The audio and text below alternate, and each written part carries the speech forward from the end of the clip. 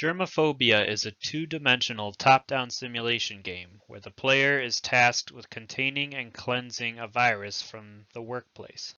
The player tracks down and sends infected workers to quarantine while trying to cleanse the building of the virus. The workers all have their own workstations and operate on a schedule like any real workplace.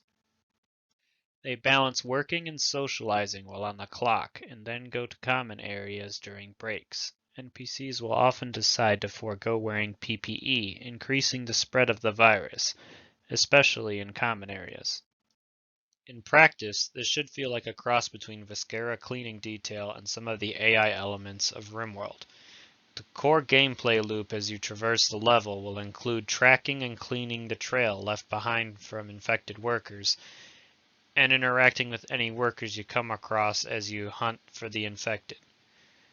The AI should be doing their own thing on their own schedules until interrupted by the player or mutations from the infection. The infection is the variable aspect that changes the gameplay through the behavior tree of the workers. It may cause a worker to neglect their duties and try to spread the virus by interacting with other workers' workstations or the workers themselves. The virus might also cause the host to become aggressive and start breaking their environment, damaging workstations, and giving the player another distraction to have to manage while trying to track down and clean the virus from the workplace. The minimum feature set for this to work would be a hidden grid system that fills the world, and each grid has a variable attached to it from 0 to 100 that increases as the infection in each square increases. This can be represented by a particle system that becomes visible and grows in intensity as the value of the virus increases. The workers would all need a few variable skins and would need their own work behaviors and environments built. All workstation assets would need a skin representing how much damage they have taken, and finally a set of mutations that randomly occur would need to be added so that the virus changes over time and the gameplay is varied through every playthrough. It is the player's job to juggle managing the workplace and the infection. There are a number of things that we'll have to do as the game progresses. Things like repairing damaged workstations and keeping workers' supply cabinets stocked will keep the workers at their post doing their jobs. If this duty is neglected for too long, the workers will socialize.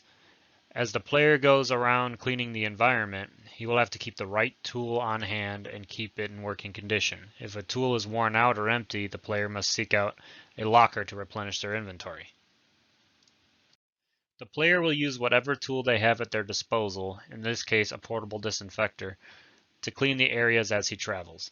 As he disinfects the tiles, the particle effect will start to disappear. The more time the infected worker was in the square, the more intense the particle effect will get.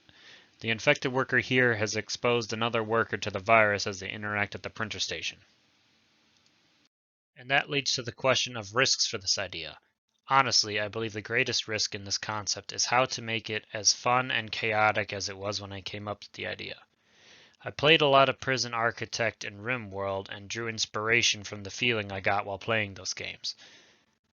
So the main risk will be how to make the virus affect the behavior system enough to cause the chaos that I envisioned for this game.